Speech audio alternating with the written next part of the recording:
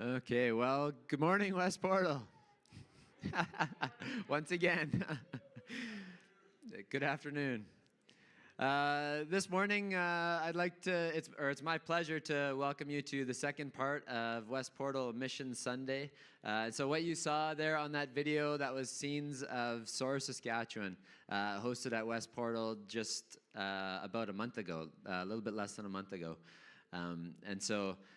We're excited. We're actually we're planning to send a team to SOAR next year. And so I'll invite Terry to make his way up here. He's going to tell us a little bit about that. I've also got a couple of announcements. And so if you're here for the second service and you're wondering, where's the worship? Where's the guitar? Don't worry, I'm not about to sing, and neither is Terry, although you might enjoy that. But this is the continuation of stories and learning and discovering, being part of God's mission in this world and in the city. And so Mission Sunday is a special Sunday that we set aside to hear those stories, to be encouraged, and maybe to find ways that we can get involved in God's mission. So after the service, there'll be a taco and a bag lunch, where we can join together and enjoy a meal together after the service. A couple of things to keep on your radar. Tomorrow is the first day of Grief Share.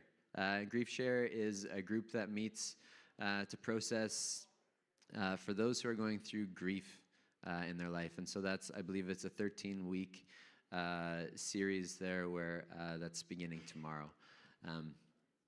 The day after that, Tuesday, this week, Tuesday, is our regular prayer night. And this week, the theme for our prayer night is praying for the nations. That God would lay on our hearts a burden for the nations to see Christ's name lifted up, and that He would resource us and enable us to go and to reach the nations for His glory. And so those are just a couple of things to keep on your radar for this coming week. With that said, I'd like to hand it over to Terry for the first of our Mission Sunday spotlights. Thanks for the mic.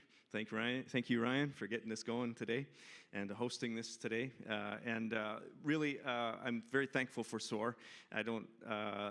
I was up here a few weeks ago with Ryan and Terry Epp, and we had a good prayer time on the stage here, and that was great to hear about SOAR that way. So I don't need to do a whole lot of what is SOAR, but I'm going to share why I love SOAR and why I think it's great for us to be involved. And it is something geared for youth, but also can be accommodated, can be changed and modified for all ages teams. We've done that several times now as a church, and so that may happen next year. We're already looking at February 2026, which is only 11 months away.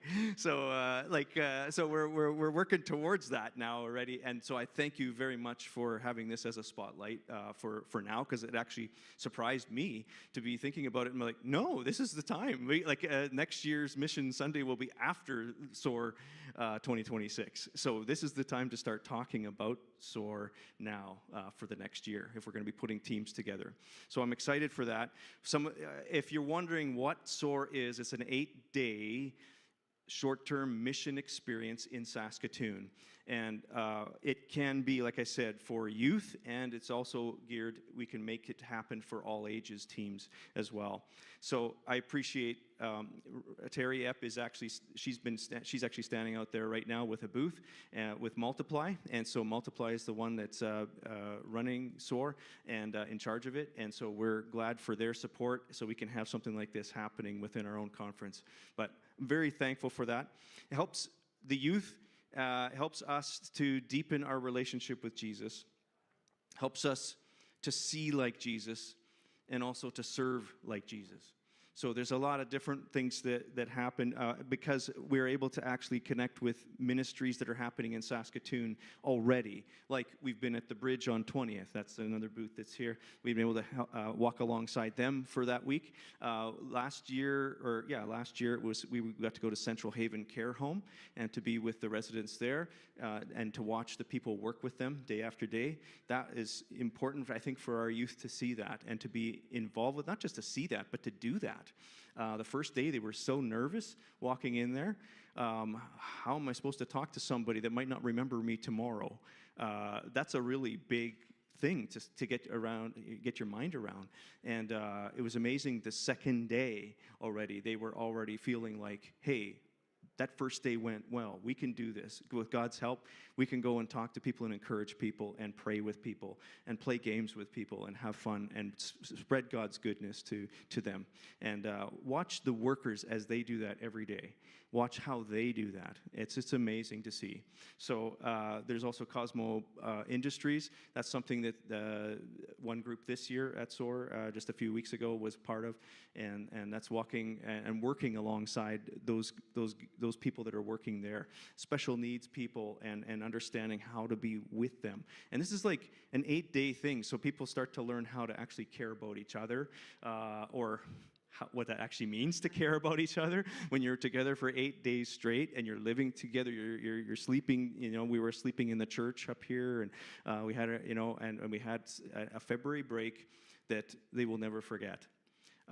They will always remember that, and many are looking forward to it already for this February 2026. They're already saying, I'm ready. So I want you to hear that we have youth that are ready for February 2026. So I'm so glad that they're thinking about giving their February break again. Those are the ones that are doing it for the second time now. And then there's many new ones that are considering it. So if there's anyone that's interested in talking more about like an all ages team and what that might look like, you can talk to me or Terry or James Wittenberg. Would love to have a conversation with that too. So, and maybe Ryan too. But I just want to say some of the values that I've seen coming through is compassion. Compassion is something that we just don't. I don't normally have that. Like, it's not a natural thing until we see the needs in front of us, and that's what SOAR is so good at, is bringing us around the needs that are there and doing it in a place where we can prayerfully discern what's happening and care for each other and walk and support each other as we learn what it means to be compassionate to people around us. I've also seen the youth learn to work hard. That is actually something that happens at SOAR because we don't want to let the people down. They're giving us the ministry, the work that's there. They're allowing us to do the work that other people are getting paid to do, and we're there. We better do a good job, guys. Like, we don't want to let them down. So that hard work is actually something that's there, and I love being able to give people references after that because I've seen them work. I've seen what they do. I don't catch them sleeping in another room somewhere or whatever. They're actually spending the full day on and doing that. So I love seeing that. But patience, cooperation with each other, and love for God. Those are the things that I also see that are developed during SOAR. So I think it's a really good thing, a really win-win for us to be part of it. And I trust the people that are leading us. And so this is it's a huge blessing to have your support right now in this Mission Sunday as we look at this to say, yeah, how can we support our teams that do this? So I think it's great. February 2026, I will be really thinking about SOAR. In about 5 months, I'll really be thinking about it a lot. So that's not that far away. Yeah, thank you. Sorry, is this, am I good? Do you want your back? Okay, thanks, Terry. Real quick question for you. The special project from this Mission Sunday, that will go towards the SOAR team. What does that look like as far as covering the cost or raising those funds? What does that look like for the youth? Per person, it's $350 for the week. So that if you can think of how much a teenager eats in one day, you think of so $350 per person. But you think of let's say $10, $15, $10 a meal. That's $30 a day times times 10, that's $300 right there. So a lot of it's going just to food, just to feed the people and to get us through the week. Really, that's what, and then a lot of them, it also goes towards the ministries and organizing how we can be part of these other agencies that are already doing this. But if we can come alongside and not hinder them with finances, like if we can meet our own costs to do it, that's what this is for. Yeah. Okay. Hey, there we go. So this will be a part of covering the cost for going towards that. But there might be more in the future that we'll watch for supporting the West Portal SOAR team. Yeah. So good. Okay. Awesome. So we appreciate it very much. Cool. Yeah. Well, thanks, Terry. Good. Thank you. So thanks, Terry. So that's one way that we want to spotlight, that we're highlighting towards our special projects for giving for this Mission Sunday. Every Mission Sunday we spotlight, we try and do a yearly rotation through 3 of our core connected ministries or missionaries. And so that's SOAR is one of those. Another one this year is Catherine Coop with Teach Beyond. And so Rosanna is coming up to lead us in a little bit. Yeah, go ahead. Awesome. It is quiz time. Also, side note, are any of you missing that Mission Sunday second service usually has candy? Right? Can you talk to James Wittenberg about that? Okay? Tell him, bring back the candy. All right, first question.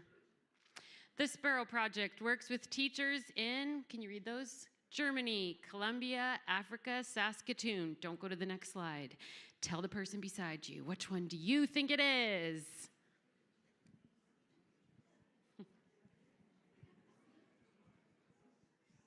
Are we ready? Show the next slide. It's Africa. Pretend fake candy. The Sparrow Project is a project of Teach Beyond that focuses on equipping the nationals in under-resourced schools. And it actually started in the DR Congo, and now it is in 6 different locations in Africa. So here's a few pictures. You can see teachers being equipped, and then look at those smiley faces.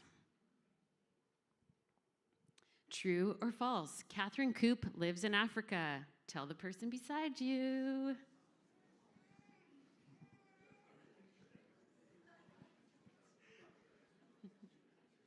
Are we ready?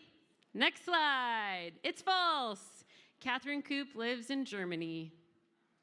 She's part of the member care team at Teach Beyond, and her emphasis is prayer ministry and coaching. And we have, as West Portal, have been supporting Catherine for numerous of years. So, next slide. Member care provides personal support, pastoral support, spiritual support, all of the above. Tell the person beside you. And the correct answer is all of the above. So Teach Beyond values its members and believes that they must continually grow in their own faith and live it out before they can inspire change through the Holy Spirit. And Catherine is a big part of the team that does that. So next slide. Okay, this is going back a few years, Mission Sunday. What animal was once featured in a Mission Sunday video with Catherine? Daniel and Elisa, I hope you get this one right. Okay, pick one, tell your neighbor. Gerbil, goldfish, golden retriever, cat. You could just take a wild guess if you weren't here. And the correct answer is call out. Any? It's cat. Does anyone remember this? Thank you, Ryan. It was a great video. So Catherine, this weekend, she's actually in Central Asia, meeting with a team of Teach Beyond that work there, and she's been leading them through a prayer retreat. So she asked that we would pray for her for their traveling, all of them that are coming there, and herself included, and that she would remain attentive to God's nudges and messages as she leads. And she also is preparing to come to Canada from June to December. So she asked for prayer as she prepares that. So, am I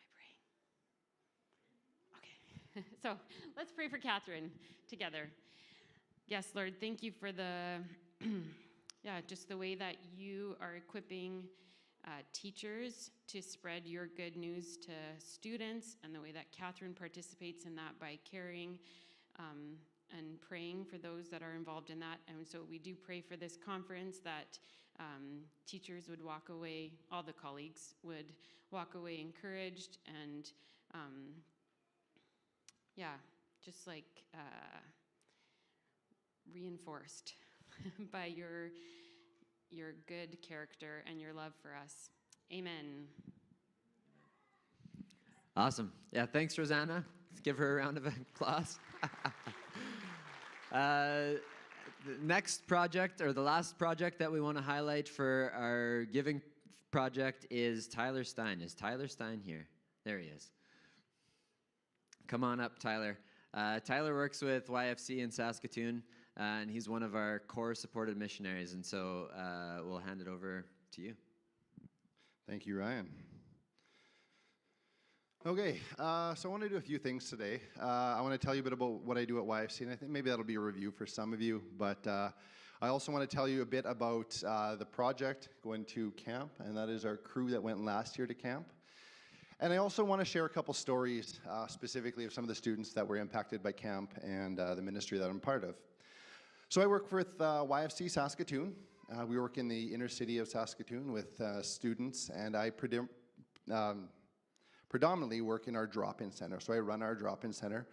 And our drop-in center specifically partners with Carpenter's Church, which is about 2 blocks west of our location, and right near Mayfair School, elementary school.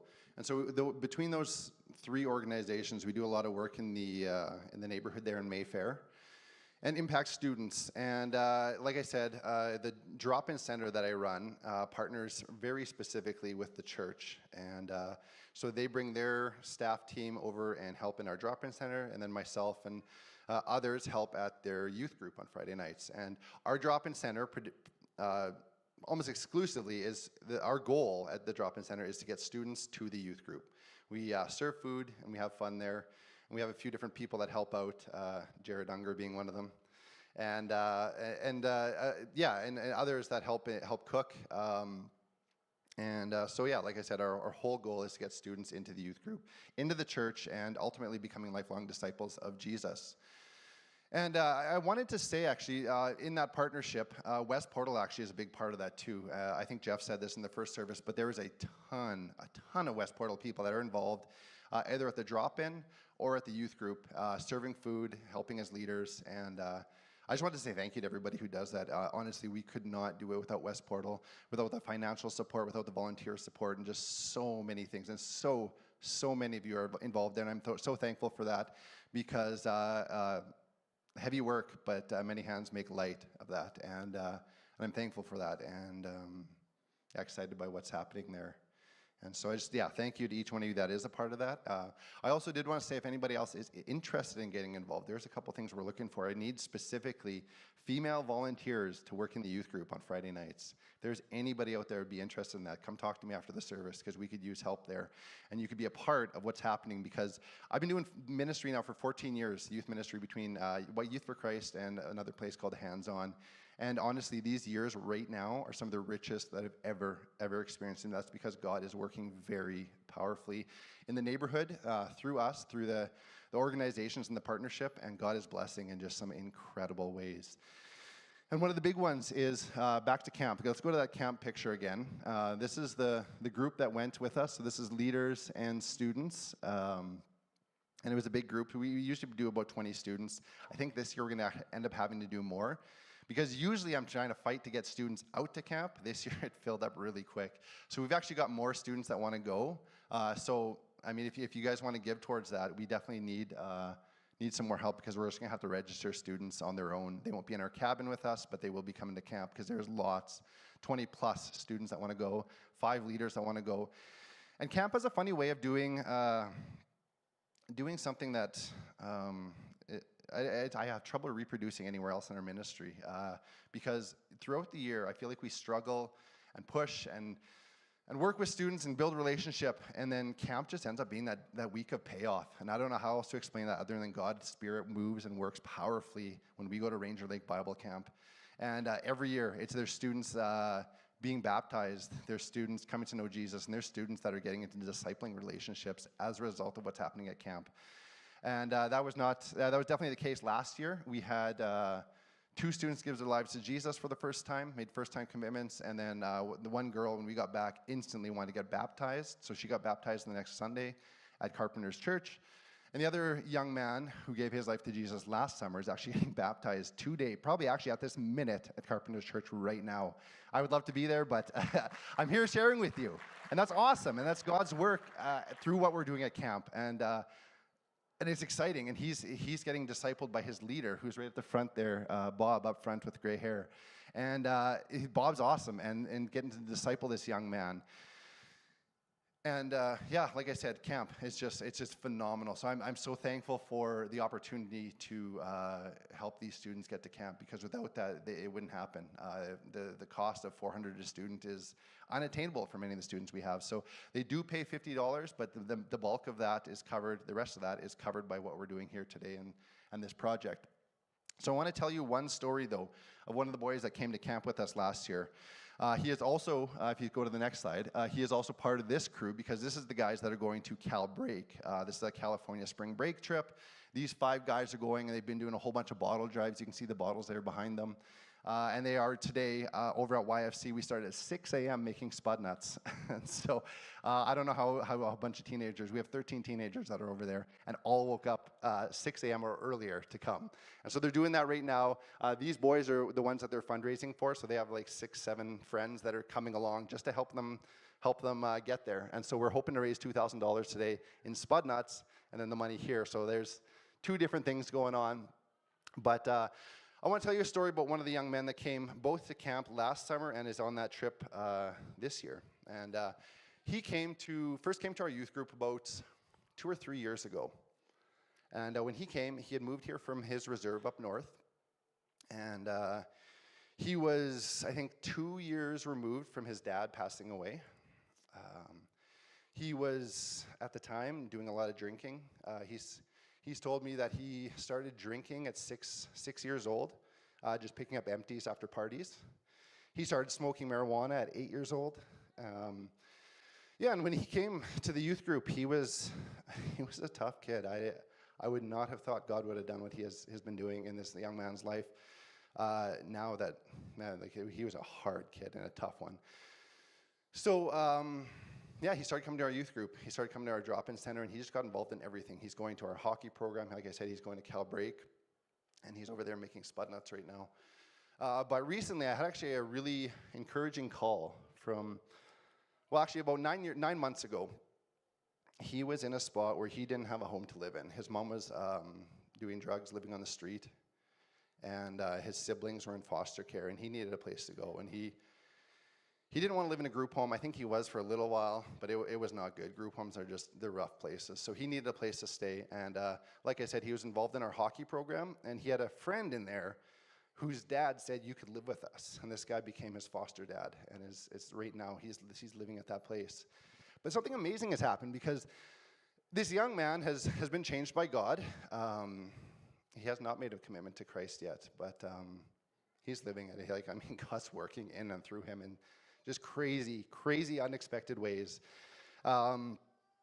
Yeah, so like I said, I got a call last week from his foster dad, and he was asking about this Cal Break trip and wanted to know more information. And I knew that something like this was going to happen, because God had said, hey, you need to encourage this man, because this guy has made a huge difference in this young man's life. He's given him a place to live. He's provided stability to a young man who has not had stability. So this call came, and so we're talking about Cal Break, and I said, hey, I just want to encourage you that you have made a difference in this young man's life. And in some crazy ways. So he speaks very highly of his foster dad, and there's a relationship there, and a father figure in a young man's life who needs one. And I'd venture to say, actually, he has multiple father figures between his foster dad, myself, and my co-leader in our small group.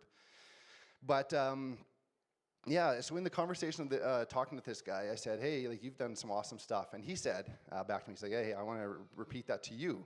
You guys have been doing some awesome work in his life. And he said, I've seen God change this young man. I said, what? Like, this is not a guy who that, as far as I know, had any faith, any sort of faith. But he recognized that God had been changing this young guy. So much so that, like, seeing this young man not going out on Fridays to party, he's at our youth group, not going out and drinking and smoking, he's at our drop-in center. He's actually made a pact with one of his friends since September that they are not drinking, smoking, vaping, or doing drugs of any kind, and they've been clean and sober. And so this kid has been clean and sober now for, I don't know, whatever it is, 3-4 months, potentially the longest period of time that he's been in that spot since 6, 7, 8 years old. Yeah, so this is some of the stuff that God's doing. Like, it's God. It's not nothing else. And I've tried to tell him over and over, like, this is God doing stuff in you. It's not you. It's not me. It's not anybody else. And so just trying to help him recognize the ways that God's working in him. And beyond that, so back to the phone call with his foster dad. And his dad recognizing that God's been working in his life. This guy said, I've been encouraged in my faith because of him. This kid hasn't preached the gospel anything other than living it. And just to see that is wild. Like, this young man hasn't professed faith, but he's living it, and his foster dad is being changed by that. God is changing him because of that. So this guy might be at church here one Sunday. He's talking about coming back to church. He told me, I grew up in a Christian home. My dad was an evangelist across this nation. I have thrown away my faith. I've come back. I'm thinking about coming back to faith, though, because of what this young man is doing and the way he's living. And it's like, he's not preaching the gospel other than living it. And God's working through that and working in him. And that's exciting. And just life's changed. And this is the stuff that's going on. So I'm passionate about it. I believe in this stuff. God is working. There's dozens of stories like this.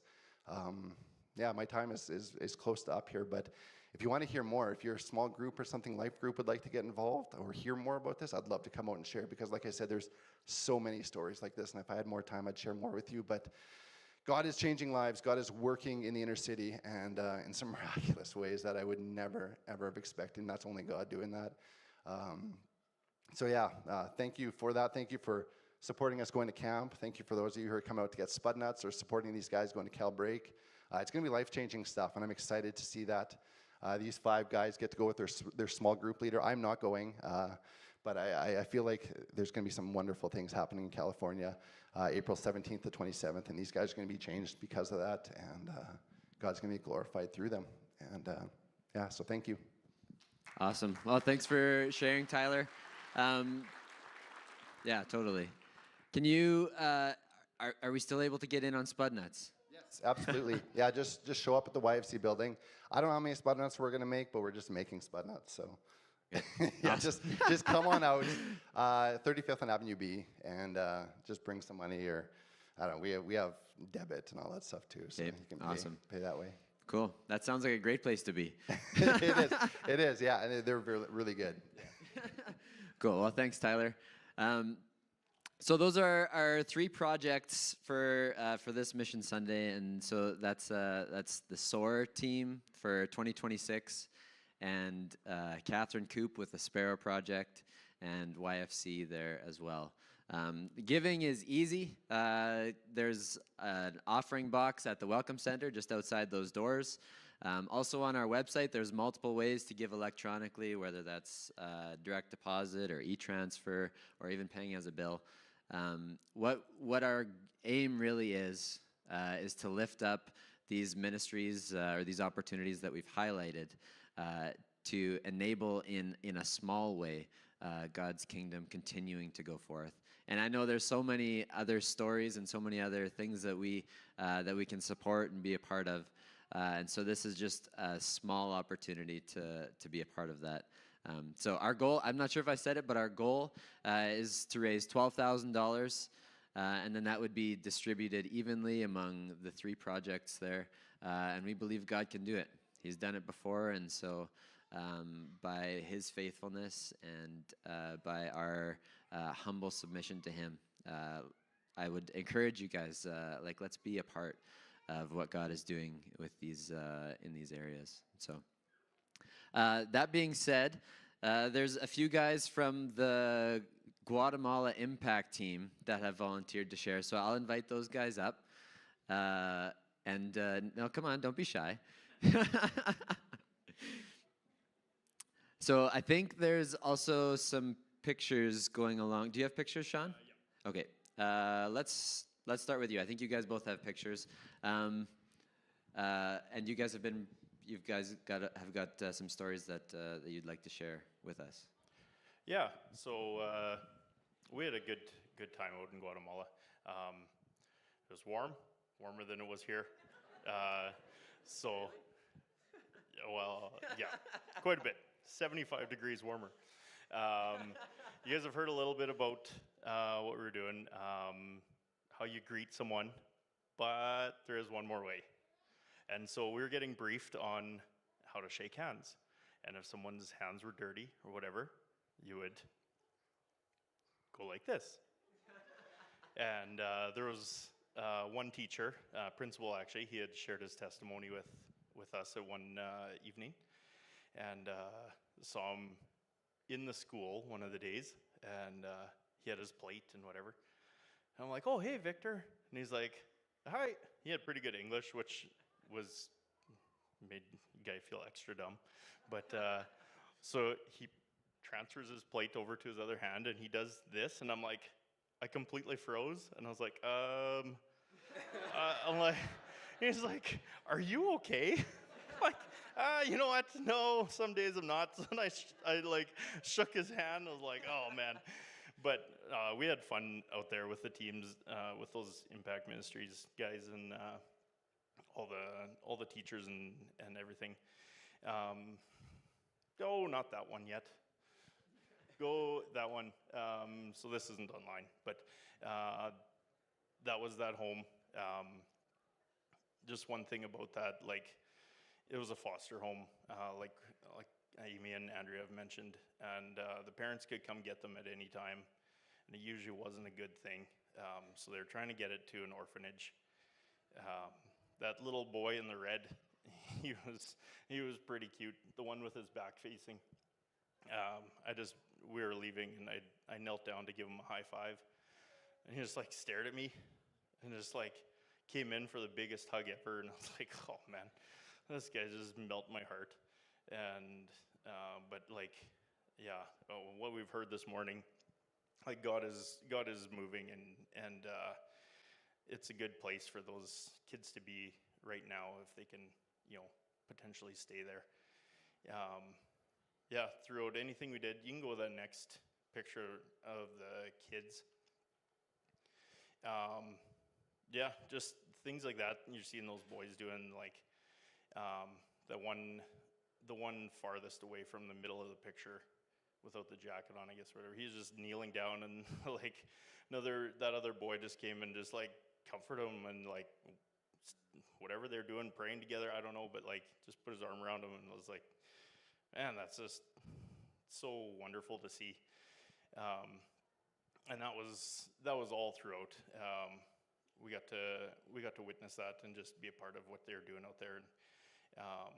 To reiterate too, we weren't going there to change things as much as maybe we you would think that you're going to do, but like we're there to just be alongside and see what God's doing in their lives. Yeah, it was nothing that we were doing. We were there to help out, and even with the games, we'd do like one set of games, and the other like helpers would just take over in Spanish, and they'd just explain the games. We're like, oh man, like this makes our time here so much easier. And it was just wonderful to see them all pitch in and like help us out to the lack of our abilities.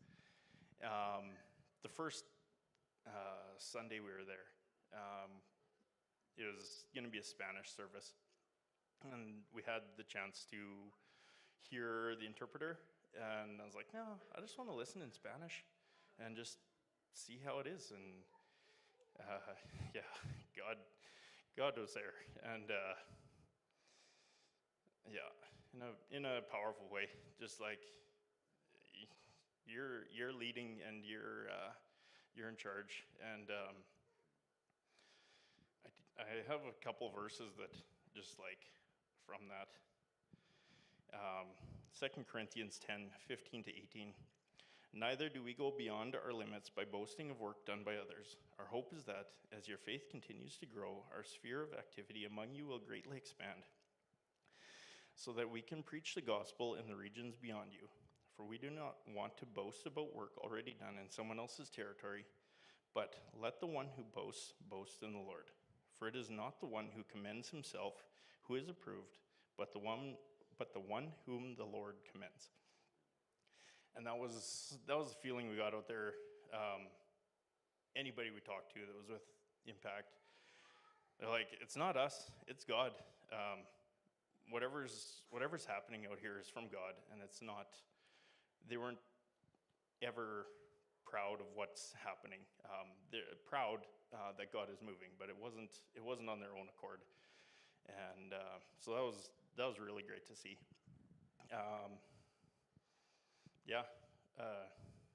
That last picture that I have, I just put it up there because it's kind of funny. Those guys, they were taking care of us. We looked over them like crazy, even McKenna. And like, they didn't put us in harm's way, and they took care of us. And where those guys have come from, some of their stories that they grew up worshiping those gods and idols and stuff, and they've been transformed usually by their kids, and they're walking with the Lord and serving Him, and it's just cool to see that they're ordinary people, and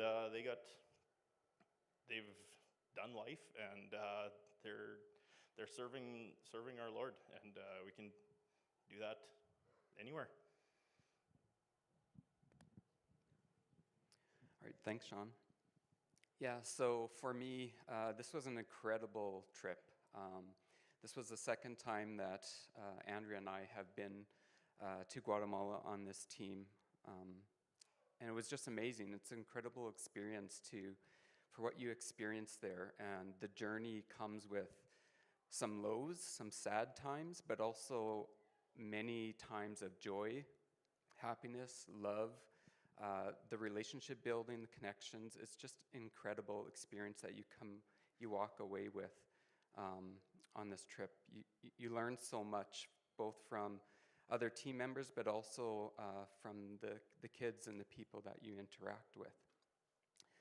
So a couple of the highlights, we could talk on forever, but two of the highlights that I want to kind of touch base on. One is, first of all, the kids in the Vita schools that we were working with. It's just a joy to see their faces, the happiness that they have when you come to their schools. They see you for the first time. Just the joy and the happiness that they have in their faces to see people that are willing to come out and just be there with them. So many of these kids come from broken homes, broken families. They have nothing, and yet they come to school, and school is a safe haven, a safe place for them. And when teams come to just walk alongside them, they're incredibly thankful. They're so thankful. They keep mentioning that all the time. Thank you, thank you, thank you. And for these kids, it's an incredible feeling to go through those hug lines that they have, but just seeing the kids day after day when you come to visit them at the school, as we kind of go through the program of doing crafts and games with them. Spending the time with these kids, you can just feel the connection. Even though there's a language barrier, you can still feel the connection without having the communication through speech, right? So the hugs that the kids come back with, specifically for me, connecting with the boys, it was just amazing how every time the boys just keep coming back for more hugs, more like jumping on me. They just want to be close to you, right? They see you come by the next day and they just find you out and they pull you to where they are and they want you to stand by them. It's incredible just to see how interactive they are and how much connecting they're looking for. So because many of these kids that come from broken homes, broken families, many of them don't have a male role model to look up to. And so school is a safe haven for them. So I think when we come there, they see that it's a safe place for them. It's a safe place where they can connect with someone that is there to just walk alongside them and just love them as they are. So that's pretty incredible. The second thing, the highlight that I have is sponsorship. Being able to meet our sponsor boys and our children and the sponsor class. So that's the class that Andrea and I sponsor. It was just amazing to connect with the class, spend an hour and a half with them playing games and having snacks and taking pictures and just spending time together connecting and playing chess with them. That's one of the things that we had. There's multiple chess games going on. We won some games, we lost some games. You could tell that there weren't always the same rules being followed either. So, but you just go with the flow. For our sponsor kids, so 2 years ago when Andrea and I had decided to go on the missions trip to Guatemala, we decided to sponsor a boy named Reginaldo. He was 13 at the time. And so the last time we were there, we were able to meet with him, connect with him, share some gifts with him.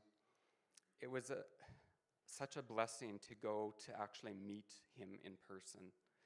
So many times we've sponsored many other children, different organizations, and it's not the same.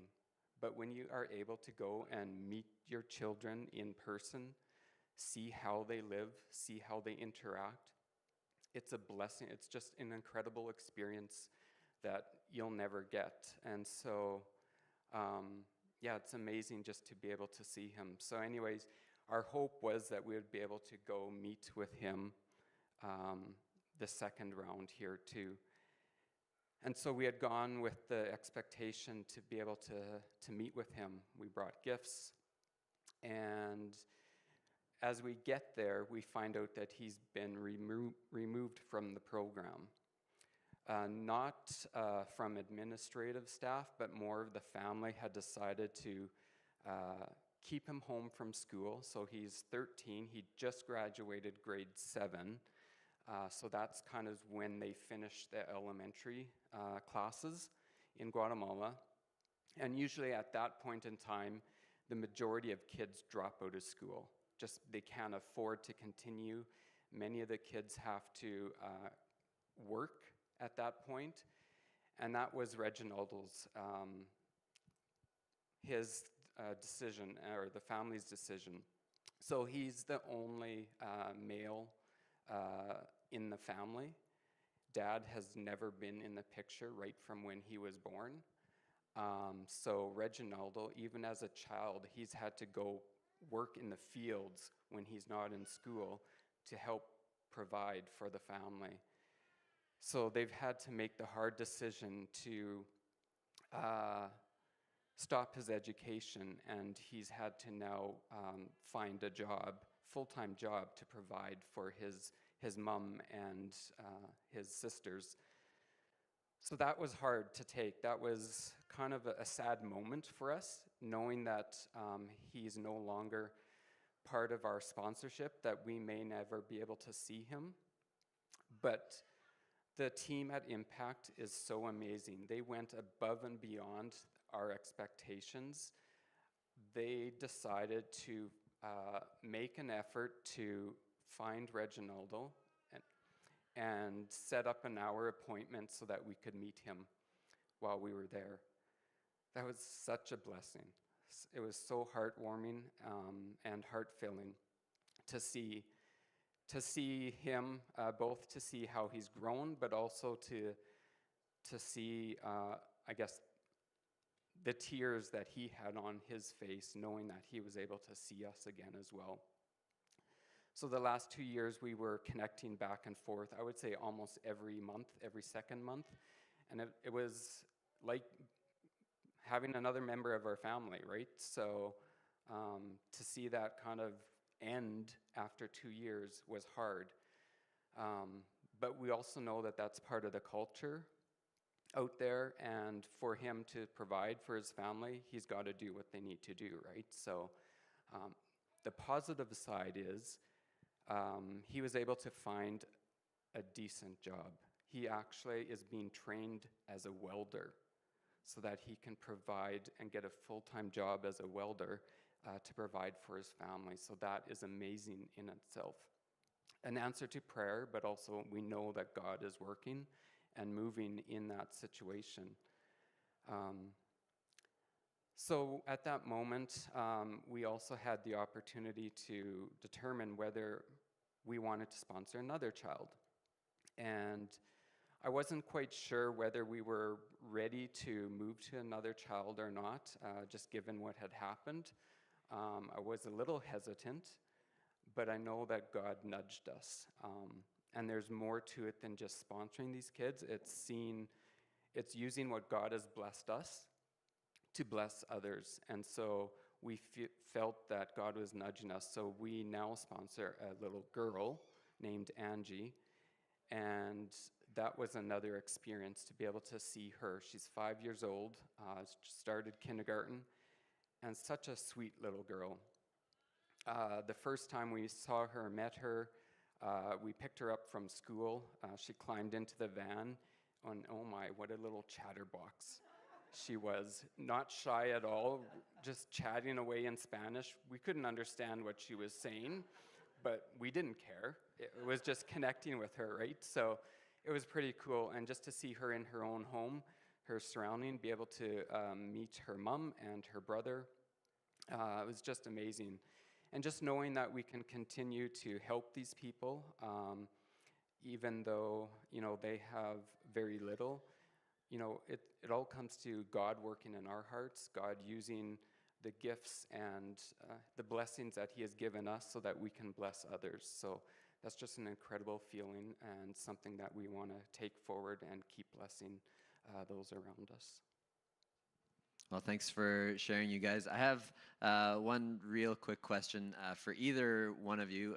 It doesn't matter who, but sharing on behalf of the team, I wonder if there's a message that you feel like God would send from what you experienced in Impact at Impact Ministries in Guatemala, what he was doing inside you. What would you say to West Portal, speaking on behalf of the team, or is there something? Well, I think one thing that I've seen and learned that we can take back is we know that God is moving. We've seen it in Guatemala. We saw it when we were there. One particular story, 2 years ago when we were there, the Impact Ministries team, their dream was to build a coffee plant, processing plant on their compound so that they can process their own coffee beans, provide income for the impact and the ministry that they have built. And that was a dream of theirs 2 years ago. When we were there 2 weeks ago, week and a half ago, they have this new building built. They brought in the machines to process the coffee beans. It's set up. And while we were there, they turned on those machines for the first time. We got to see an incredible moment for the staff there, seeing their dream come true, that they can now, do the work themselves, provide for themselves, and keep the ministry going. But outside of that, just what we've seen God moving, working in the impact ministry, but also the kids, the team, the families there, just how the schools impact the children, how the children's take it home, it impacts the mom and dad at home, and it just skyrockets from there. Just taking that back, want to just encourage people here, just know that God is working. He's working in Guatemala, but he's also working here in Saskatoon, and don't forget that. We've heard from many teams today, and YFC in particular, we know that God is working. We've seen it with the kids here. We've seen it with Tyler's ministry, that he's working. God is moving, and it doesn't matter if we're going outside of Canada, if it's right here, he's working, and just encouraged to keep going and to keep being God's hand and feet to serve him in any shape and form. Use the opportunities that present itself and don't shy away from them. Totally. Cool. Well, thanks for sharing, you guys. Can you encourage Stan and Sean? Is James here? Is Pastor James here? There he is. So we're going to break for lunch right away here, and Pastor James is going to lead us into that. Yeah.